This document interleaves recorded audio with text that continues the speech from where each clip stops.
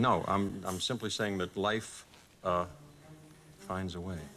Tonight we are going to talk about the end of everything. We are going to walk through the scenarios that could, under the right conditions, end all life on this planet, not just human life, all of it. And we are going to look at how some of those scenarios would unfold in a matter of hours. Here is the thing most people do not realize about extinction.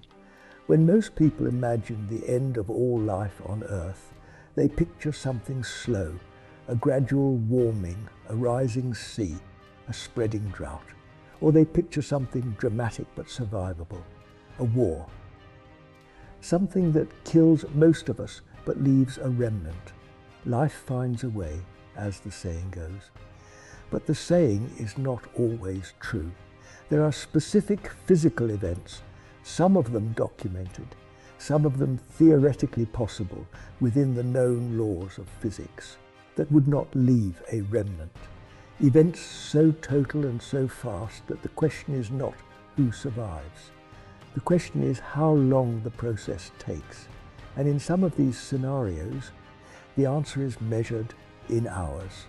By the end of tonight, you will understand what those scenarios actually are, what the physics behind them looks like, what the specific sequence of events would be, and why the line between a civilization-ending event and a planet-sterilizing one is thinner than almost anyone thinks. This is not a horror story. It is physics, and physics, when you look at it clearly, is more clarifying than frightening. Let us start with the most commonly discussed threat, the one that gets the most attention, the one that actually did it before, an asteroid. Most people know the story in broad strokes.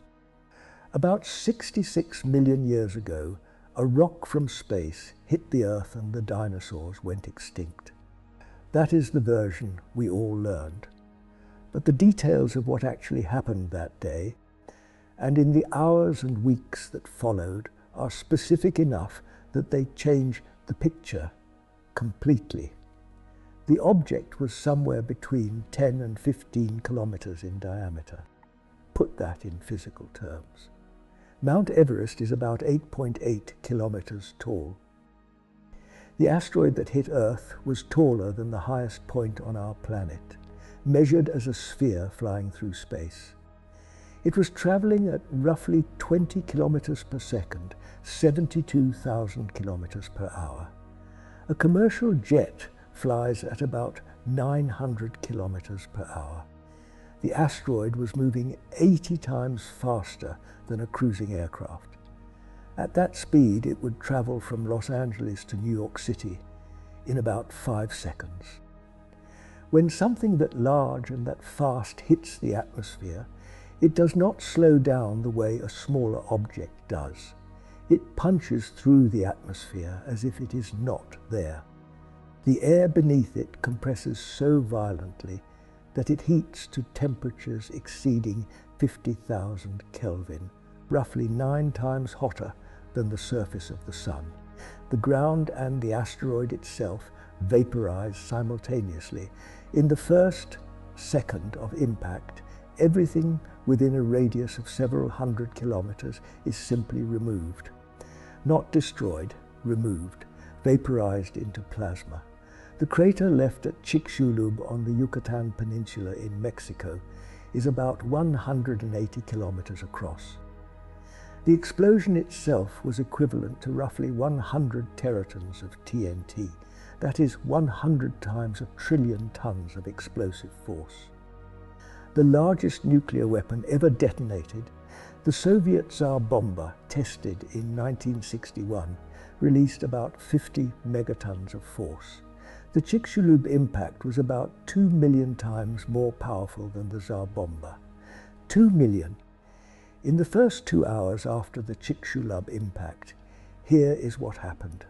The ejector, vaporized rock blasted upward by the explosion, shot into the upper atmosphere and into space, then fell back down globally. Those tiny particles of rock re-entering the atmosphere at high speed, heated the air as they decelerated. The global temperature of the lower atmosphere spiked for a period of perhaps an hour or two. The surface of the Earth was as hot as the inside of an oven, not just near the impact site. Globally, anything exposed at the surface that could burn did. Forests ignited simultaneously across the northern hemisphere. It was not the impact itself that killed the dinosaurs. It was what happened next. The impact winter, soot from global wildfires combined with sulfur dioxide from vaporized rock, blocked sunlight for months to years. Photosynthesis largely stopped. The food web collapsed from the bottom up. Most large animals that needed large amounts of food could not make it. The dinosaurs did not die in the explosion. They starved in the dark, or they froze. The process that killed most species took months to years, not minutes. The Chicxulub impact killed roughly 75% of all species, but it did not sterilize the planet. Life survived. Small animals, insects, plants with seeds buried in soil, microbes in every environment imaginable. Bacteria kilometers underground, all of these survived. The Chicxulub impactor was big enough to reset the evolutionary clock, but not big enough to erase it entirely. What would it take to actually end all life? Not most life, all of it, including the bacteria living 3 kilometers underground in solid rock, including the heat-loving microbes at the bottom of the ocean around hydrothermal vents, including the spores of organisms that can survive complete desiccation and intense radiation. What would erase every one of those? The answer is something much, much larger. A 2022 study published by researchers at Oxford and Harvard calculated that roughly 6 times 10 to the 26th joules of energy would be required for global sterilization, enough to vaporize Earth's oceans and bring all planetary water to its boiling point. To deliver that much energy, you would need an impactor roughly 500 kilometers in diameter. For comparison, the largest asteroid in the solar system today is Ceres, which lives in the asteroid belt between Mars and Jupiter.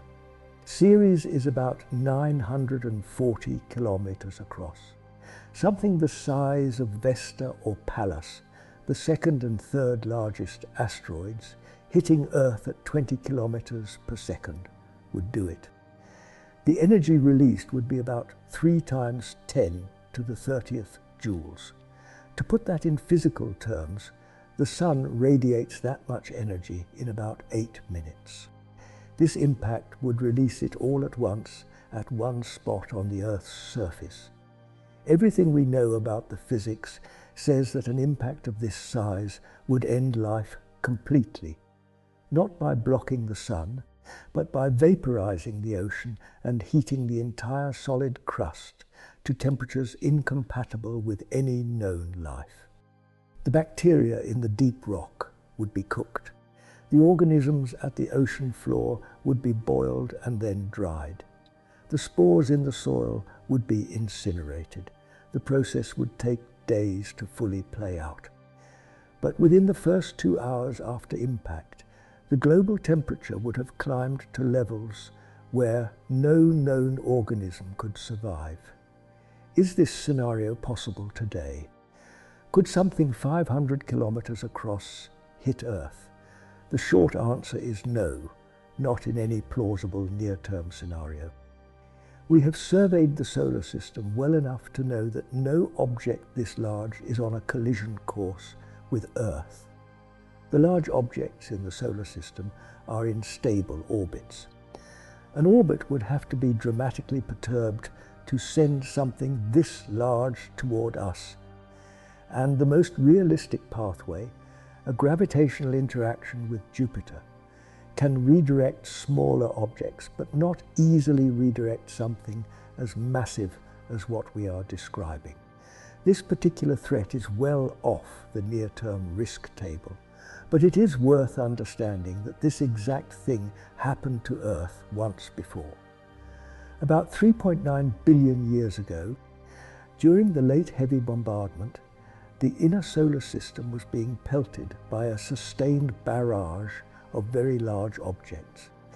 Researchers estimate that Hadean Earth could have been hit by 1 to 4 impactors more than 900 kilometers wide, capable of global sterilization, and by 3 to 7 impactors more than 500 kilometers wide, capable of global ocean vaporization. Life survived the late heavy bombardment because the impacts, while catastrophic, were spaced out enough that life had time to recover between them. We exist because the timing was just survivable. A slightly different distribution of large objects in the early solar system, and there might have been no recovery window. Now let us go somewhere completely different. Let us talk about something that comes not from below but from deep space, something that can end all life on a planet from a distance of thousands of light years. A gamma-ray burst. Gamma-ray bursts are the most energetic explosions in the universe. They occur when a massive star collapses into a neutron star or black hole, or when two neutron stars collide and merge. The energy released in a matter of seconds exceeds the total energy output of our Sun over its entire 10 billion year lifespan. The Sun will burn hydrogen for 10 billion years. A gamma-ray burst releases more energy than all of that in somewhere between a fraction of a second and a few minutes. The energy is focused into two narrow jets, one from each pole of the collapsing star or merging objects. These jets travel at very close to the speed of light. The material in the jets moves at 99.9% of light speed, and the jets are narrow, typically covering only a few degrees of sky, so you have to be in the line of fire. If the jet points at you, you receive an enormous dose of gamma radiation. If it does not, you might see the burst as a flash in the sky, but survive it without consequence. If a gamma-ray burst occurred within about 6,000 to 8,000 light years of Earth, and the jet pointed directly at us, here is what would happen. The gamma rays would hit Earth's atmosphere before we had any warning. Light travels at the same speed as gamma rays. The burst itself would arrive the moment we saw the flash. There would be zero time to prepare. The gamma radiation would strip electrons from molecules in the upper atmosphere. Those freed electrons would collide with nitrogen and oxygen molecules, producing a cascade of chemical reactions. The most important of these would be the massive production of nitrogen dioxide, the chemical that makes urban air pollution, that orange-brown haze on a smoggy day. A gamma-ray burst would produce enough of it globally in minutes to turn the sky a deep brown color visible from the surface. But the nitrogen dioxide is a symptom, not the damage itself. The real damage is to the ozone layer. The reactions triggered by the gamma radiation destroy ozone on a global scale. The ozone layer, which sits in the stratosphere at an altitude of about 15 to 35 kilometers, absorbs ultraviolet radiation from the sun. Without it, the UV reaching the surface increases dramatically. On a planet like ours, that UV increase would be lethal to most surface life within weeks. Phytoplankton, the microscopic organisms in the ocean surface that produce about half of Earth's oxygen through photosynthesis, are extremely sensitive to UV radiation. A massive ozone depletion event would devastate phytoplankton populations globally. Since phytoplankton form the base of the ocean food web, their collapse would cascade upward through the food chain. On land, the immediate UV increase would cause mass die-offs among organisms that cannot shield themselves from the radiation. Insects, which are the foundation of terrestrial food webs, would suffer heavy losses. Without insects, the plants that depend on them for pollination fail. Without plants, the animals that eat plants starve. The cascade moves upward, but would a gamma ray burst actually end all life? Probably not, for the same reason the Chicxulub impact did not. Life underground and deep in the ocean would be relatively shielded. Bacteria in deep rock are completely untouched by surface UV. Extremophiles in hydrothermal vents are insulated by kilometers of ocean water. A gamma ray burst would cause a catastrophic mass extinction, possibly one of the largest in Earth's history. But it would likely leave a biological base from which life could eventually recover. Some researchers have proposed that one of the major mass extinctions in Earth's past, the late Ordovician extinction about 443 million years ago, which killed about 85% of marine species, may have been caused partly by a gamma ray burst.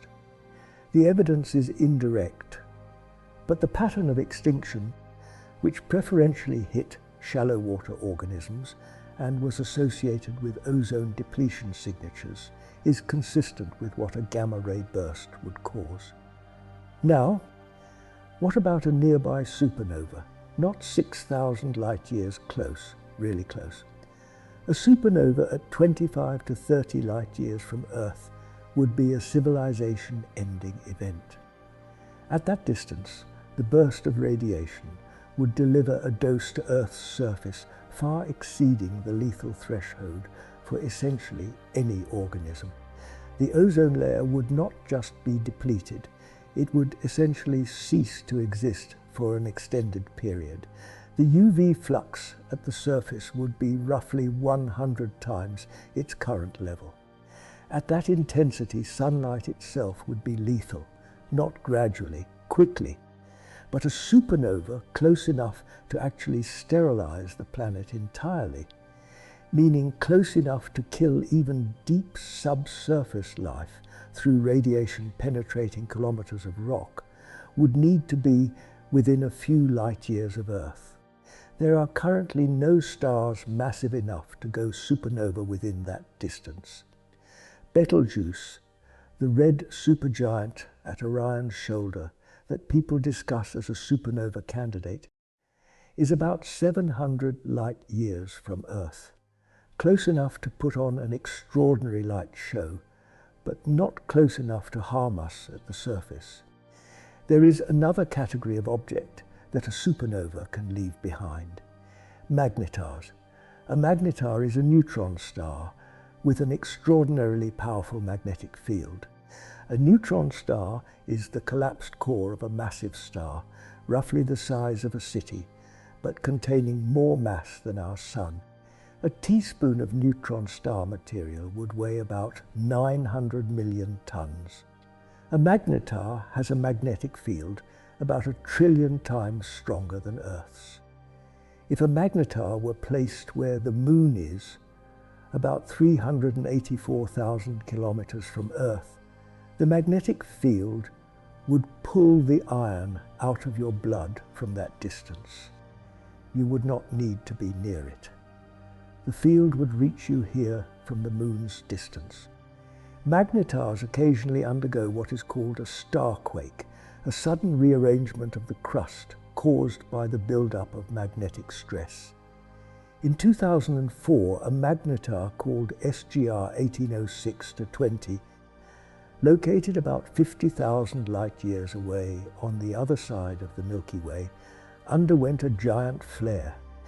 That single flare released more energy in 0.2 of a second than our Sun releases in 250,000 years. The pulse was so intense that it briefly ionized Earth's upper atmosphere, measurably affecting the ionosphere from 50,000 light years away.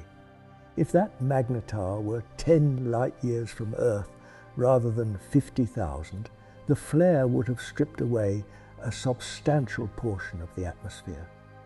At 1 light year, it would have been catastrophic, but magnetars are formed in supernovae, and the massive stars required do not currently exist close to Earth. Again, these are real physical phenomena that genuinely threaten planets, just not currently pointed at us and not currently in our neighborhood. Let us go to something more immediate, something that could happen without any astronomical precursor, something that could start in a laboratory, an engineered pathogen. Most people think of biological warfare in terms of things we already know: anthrax, smallpox, plague. These are real threats, and they are dangerous, but they are not planet sterilizing. The reason is that pathogens that kill their hosts very quickly and very efficiently tend to burn out. They run out of hosts before they can spread globally. Ebola is devastating but self-limiting for this reason. Its kill rate is so high and it spreads so fast that it collapses its own outbreak before it can travel far. But here is what has changed in the last 30 years. Biotechnology. The tools that allow us to read and write DNA are advancing in capability and falling in cost at a rate that mirrors the trajectory of computing. CRISPR, the gene editing tool that allows precise modification of DNA sequences, was first demonstrated in human cells in 2012. The equipment required to use it now fits on a bench top and costs a small fraction of what comparable gene editing cost in the 1990s. A researcher with moderate training can use it. The threshold of technical expertise required to make meaningful modifications to a pathogen has been dropping steadily. A hypothetical engineered pandemic pathogen, designed specifically to maximize transmission while avoiding immune recognition, could in principle be given the transmissibility of measles, one of the most contagious pathogens we know, combined with a very long pre-symptomatic infectious period and near total lethality. Measles without a vaccine has a basic reproduction number of between 12 and 18. That means one infected person in a fully susceptible population infects on average 12 to 18 others. Each of those infects 12 to 18 more. The math of exponential growth is brutally fast, but even a pathogen designed this way would not end all life on Earth. Bacteria would survive. Most insects would survive. Most plant life would survive. What an engineered pandemic could credibly end is human civilization and potentially all large mammal life. But the biosphere would continue. To end all life with a biological agent, you would need something that could reach and kill organisms in environments that no pathogen currently reaches. Bacteria kilometers underground, organisms in superheated hydrothermal vents, spores in dry rock. No pathogen evolved on the Earth's surface can do that. Biology as a weapon of total sterilization hits a wall. Life is too diverse, too distributed, too hardy at its edges. But what about something that acts on the physical environment itself rather than on individual organisms? Let us talk about runaway greenhouse warming. Not the gradual warming we are experiencing now, the runaway version, the kind that happened on Venus. Venus is currently 465 degrees Celsius at the surface, hot enough to melt lead, hot enough that any organism we know of would be instantly destroyed. Venus likely had liquid water on its surface billions of years ago. Some models suggest it was habitable for as long as 2 billion years.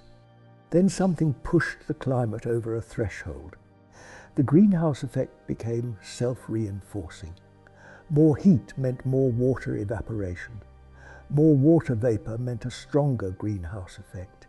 The ocean evaporated. The temperature climbed. The atmosphere we see today is the result. The trigger for Venus's runaway greenhouse was probably an increase in solar output as the Sun aged, combined with Venus's slightly closer distance to the Sun. Could we trigger a runaway greenhouse on Earth with industrial emissions? The current scientific consensus is no, not with any realistic level of fossil fuel burning. We could warm the planet dramatically, and we are doing that. But the amount of carbon available in accessible fossil fuel reserves, burned completely, would not push Earth over the threshold into Venus-style runaway. The feedbacks would be severe. The damage would be enormous. But life would survive. Even complex life would survive, though profoundly changed. However, there is a theoretical threshold, a level of warming that, if reached by any means, would begin the feedback. It requires the ocean to begin evaporating faster than it can condense. For Earth, that threshold is thought to require surface temperatures of around 70 to 80 degrees Celsius, maintained globally for long enough to get the process started. Today, we are at a global average of about 15 degrees. The gap between where we are and where the runaway begins is substantial, but it is not infinite. If something drove the global temperature up by 60 degrees Celsius rapidly, a very large impact, a nearby supernova that destroyed the ozone layer, a dramatic change in solar output, the runaway process could start, and once started, it would not stop. On a timescale of maybe 1 million years, Earth would become Venus. Now let us go to something that operates on a completely different timescale, something that would be over before most organisms could respond at all. Let us talk about vacuum decay. This is the most exotic item on our list, and it is the one that is simultaneously the most theoretically serious and the most impossible to prepare for.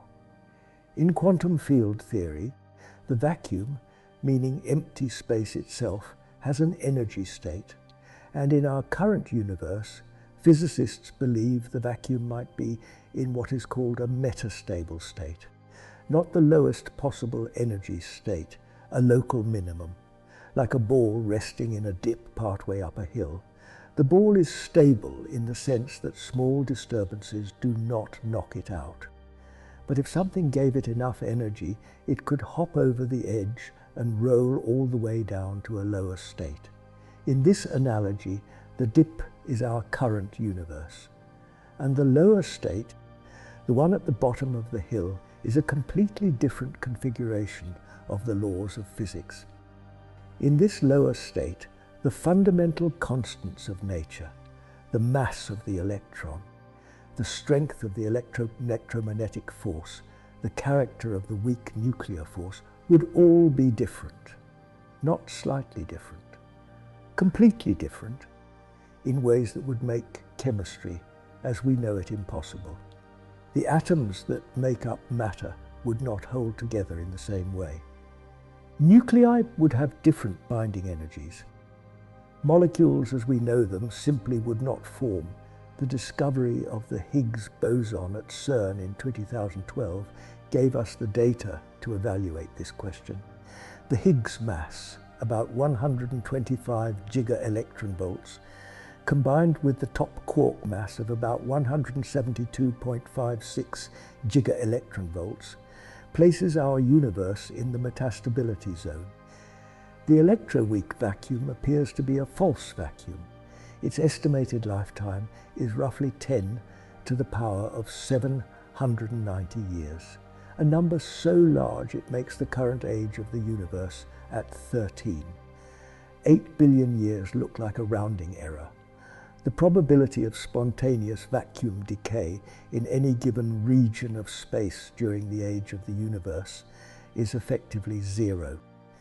But the structural problem remains. Our vacuum is not the most stable possible configuration. If vacuum decay were triggered somewhere in the universe, a bubble of the new lower energy vacuum would form at that point. The surface of the bubble would expand outward at the speed of light.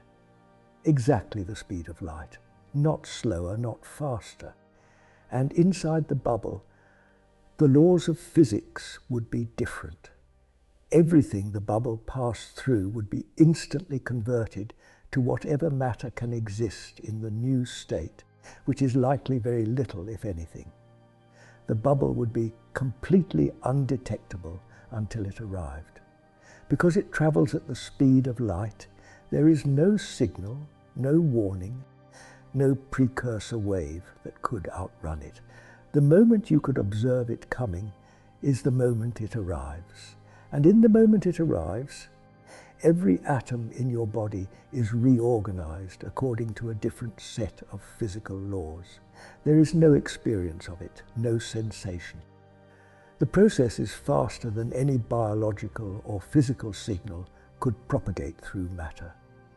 You would be converted before the neurons carrying any sensory information could fire. An entire planet, an entire galaxy, an entire observable universe could be converted by a vacuum decay bubble in the time it takes light to cross it. The observable universe is about 93 billion light-years in diameter. A vacuum decay bubble traveling at light speed would take 93 billion years to cross it, but every point along the way would encounter the bubble with zero warning. And at every point, the conversion would be instantaneous. Vacuum decay is the ultimate extinction event. It does not just end life, it ends the physical substrate on which life was built. It ends chemistry. It ends atoms as we know them. It ends the laws of physics that allowed stars to form, and planets to orbit, and molecules to organize into cells. It is total in a way that an asteroid or a supernova simply is not, and it cannot be detected, prepared for, or survived by anyone anywhere. Let us come back from the most extreme scenario and work through some of the more grounded ones. Because the scenarios in between the mundane and the cosmically extreme are where the most useful thinking lives. Let us talk about what would happen if Earth's magnetic field failed completely and suddenly. The magnetic field generated by the convection of liquid iron in Earth's outer core extends into space and forms the magnetosphere. It deflects the charged particles of the solar wind. Without it, those particles would hit the upper atmosphere directly. Over millions of years, this solar wind erosion would gradually strip away the atmosphere. Mars lost most of its atmosphere this way after its core cooled and its magnetic field weakened. But on a short time scale, the immediate loss of the magnetic field would not end all life. It would dramatically increase radiation at the surface. It would make the aurora visible globally and constantly. It would disrupt satellite communications, GPS, and power grids. It would increase the risk of radiation-induced cancer in exposed organisms. Over years to centuries, the gradual atmosphere loss would become significant. But on the time scale of hours, the end of the magnetic field would be disruptive, possibly catastrophic for technology-dependent civilization, but not a complete sterilization of life. The ocean, which provides physical shielding from radiation by virtue of having kilometers of water above deep-sea organisms, would remain habitable. Even surface organisms would have some radiation protection from the atmosphere itself, which shields against many types of solar particles even without the magnetic field. Earth has experienced hundreds of magnetic reversals. Life has survived every one. Now let us talk about the Sun. The Sun is a relatively stable star, a calm, well-behaved G-type main sequence star. But it does produce coronal mass ejections, large bursts of magnetized plasma ejected from the corona and sent streaming through space. Most of these miss or produce moderate effects. Some produce significant ones. The Carrington event of 1859 was the largest solar storm in recorded history. A coronal mass ejection hit Earth's magnetic field with enough force to produce auroras visible as far south as Cuba and produced currents in telegraph lines, strong enough to shock operators and set telegraph paper on fire. In our current world, with electrical infrastructure everywhere, satellites providing GPS and communications, power grids spanning continents, and essentially every critical system depending on electronics, a Carrington-level event would be transformative. The best available estimates suggest a modern Carrington event would cost between $600 billion and $2.6 trillion in the United States alone in the first year, with full recovery taking 4 to 10 years. A 2008 report from the National Academy of Sciences estimated the affected population at 20 to 40 million people, with power outages lasting from 16 days to as long as 2 years. But would it end all life? No, not even close. A Carrington-level event would be a civilizational catastrophe. It would not be an extinction event. Even the most vulnerable organisms, those sensitive to electromagnetic disruption, would mostly be unaffected, because biology is not as dependent on electrical infrastructure as human civilization is. The solar event that would actually threaten life would need to be qualitatively different from a coronal mass ejection. And the Sun, being the specific kind of star it is not likely to produce that kind of event on any human timescale. Red dwarf stars, those smaller, cooler, dimmer stars that make up the majority of stars in the galaxy, are much more prone to violent flaring. A planet around a red dwarf faces a very different solar environment than Earth does, which is one of the reasons the habitability of red dwarf planets is actively debated. Now let us go to a nuclear scenario, because this is the one that human civilization has had the capacity for since the 1950s, and it is the one where our own choices are the variable. The global nuclear arsenal currently consists of roughly 12,000 warheads distributed among 9 countries. Of those 12,000, about 2,000 are on high alert, ready to be launched within minutes. The United States and Russia together hold about 90% of the global total. A full exchange between the United States and Russia would involve somewhere between 1,000 and 4,000 warheads detonating over a period of hours. Most modern thermonuclear warheads in these arsenals have yields between 100 kilotons and 800 kilotons.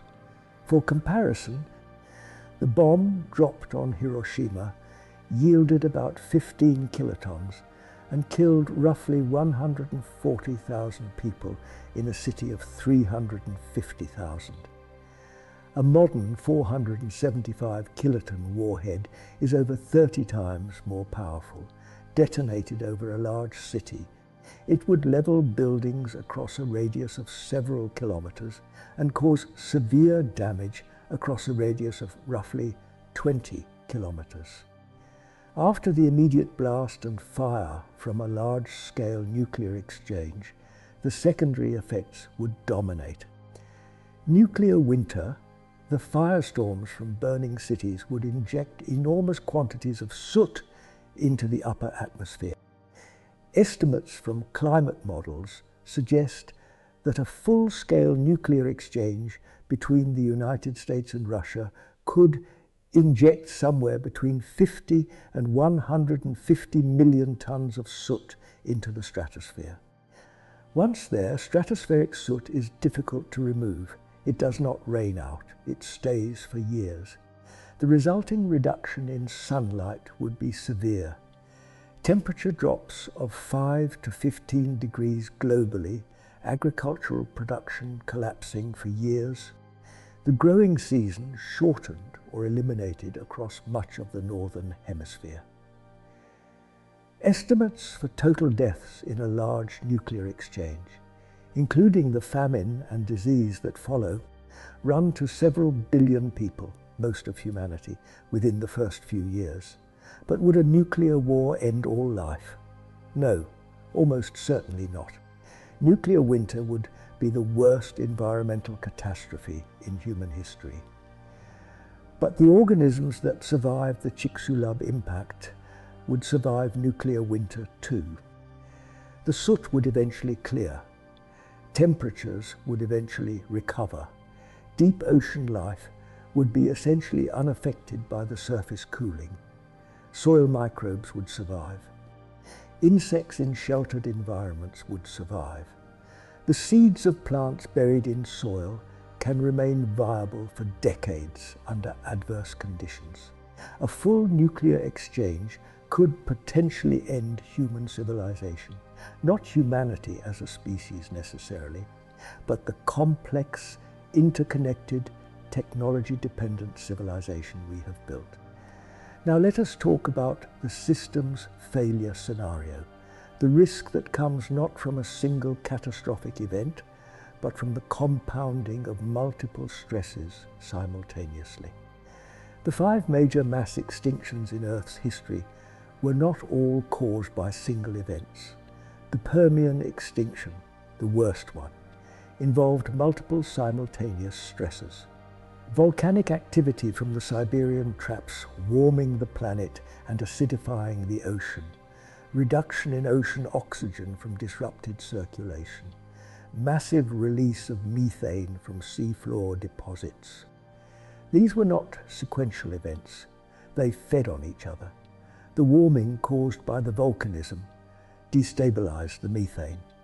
The methane caused more warming. The warming disrupted ocean circulation. The disrupted circulation caused more oxygen loss. Each stressor amplified the others. Complex systems, whether ecological or technological or social, have a property called tipping point behavior. Below a certain level of stress, the system absorbs disturbances and returns to its previous state, a rubber band stretched and released. But past a certain stress level, the system does not return. It reorganizes into a new state. And the new state is not better. It is different and often less hospitable. Earth's climate system has tipping points. The Atlantic Ocean circulation has a tipping point beyond which it collapses and takes decades to centuries to recover. The Amazon rainforest has a deforestation tipping point beyond which the regional water cycle cannot maintain the forest. The permafrost has a temperature tipping point beyond which carbon release becomes self-sustaining. What makes the system's failure scenario particularly concerning is that these tipping points might not be independent. They might be coupled. The warming that pushes the Amazon toward its tipping point is the same warming that pushes the permafrost toward its tipping point. The carbon released from the permafrost accelerates the warming that is driving the Atlantic circulation toward its tipping point. A cascade of coupled tipping points, each one making the others more likely, could in principle produce a trajectory that human society could not adapt to fast enough. Let us also talk about the slow extinction, because the way we think about catastrophic risks affects how we respond to them. The background extinction rate, the rate at which species went extinct before human civilization, was roughly 1 to 5 species per year globally. Today, the extinction rate is estimated at somewhere between 1,000 and 10,000 species per year. The range is wide because we do not know how many species exist. We have described and named about 8.7 million species, but the total may be closer to 1 trillion when you include all the microbial species we have not catalogued. Every day, between 3 and 27 species that existed on Earth yesterday no longer exist today. Some of them we knew, some of them we will never know. And each species that disappears takes with it a specific chemical repertoire, a specific set of ecological relationships, a specific evolutionary history stretching back millions of years. The researchers who study this use the phrase biological annihilation, not just extinction, but the dramatic reduction in the numbers of individuals within species that still technically exist. A species with 1 million individuals is dramatically more resilient than a species with 10,000. Many species we have not lost yet have been reduced to fractions of their historical populations. They exist, but they are hollow, barely there. One bad decade, one new pressure, and they are gone. This is the slow extinction. Not dramatic, not ours. Decades, a quiet narrowing of the biological world. Not noticeable on any given day, undeniable across generations. Now let us talk about what Earth would actually be without life. Because the question of what Earth is without life is genuinely interesting, and it connects back to where we started. A sterile Earth is still a planet. It still orbits the sun. It still has geology, tectonics, weather, oceans. If the sterilization event did not evaporate them, the planet would continue. The sun would continue to rise and set. Tides would still pull the water. Seasons would still cycle. All of it happening in complete biological silence. How long would chemical traces of life persist on a sterile Earth? Organic molecules left in sedimentary rock can persist for hundreds of millions of years. Microfossils, the preserved remains of bacteria and other microbes, have been found in rocks 3.5 billion years old.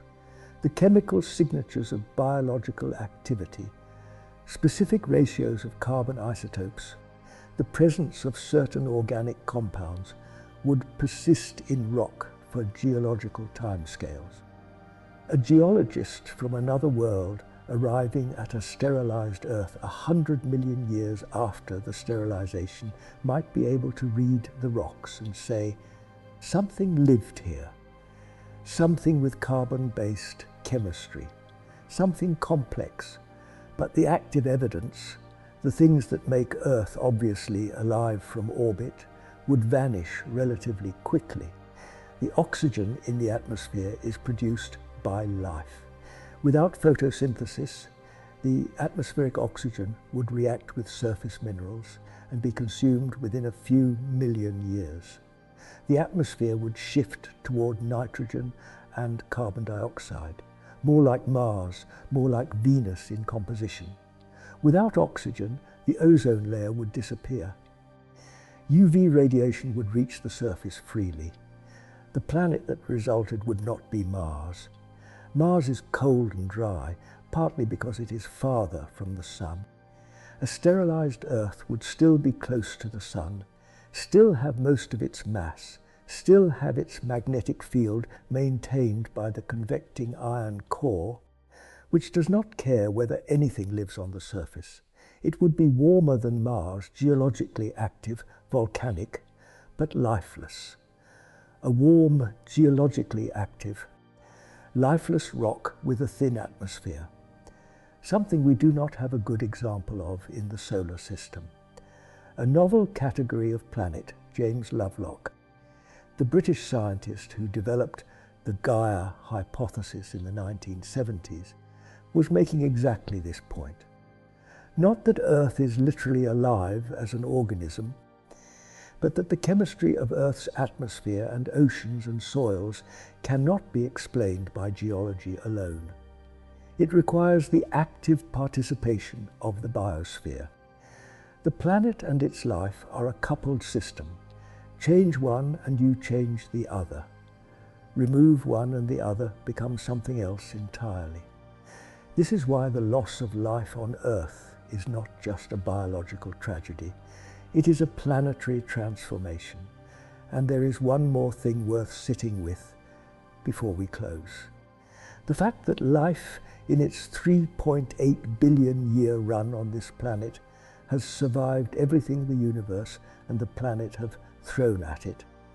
Through ice ages where glaciers covered the land almost to the equator, through impact winters that blocked the sun for years, through volcanic epochs that acidified the oceans and changed the atmosphere, through mass extinction events that reset the surface story 5 times, through the gradual brightening of the sun, through magnetic reversals, through supercontinent collisions, through all of it. And here we are, not just surviving. Looking back at the record of all of it, reading it in rock and ice and the genomes of living organisms, asking what it means, asking what comes next. We have walked through the distribution of the threats. The cosmic ones, gamma ray bursts, ocean vaporizing impacts, vacuum decay events, are real, rare, and largely unaddressable. The self-generated ones, nuclear war, engineered pandemics, climate destabilization, are more immediately plausible, more controllable, and more concentrated in the window of time we are actually living in. The distinction is crucial because it means some of these threats are threats we can do something about. The civilizational threats deserve more of our attention precisely because they are addressable. A nuclear exchange is not inevitable. An engineered pandemic is not inevitable. These are problems that require collective wisdom and political will, not miracles of physics. And the question the full picture of Earth's existential threats raises is not really about the universe. It is about us, about whether the form of life that developed the capacity to understand these threats also develops the wisdom to navigate the ones it creates for itself. The cosmic threats are on their own schedule.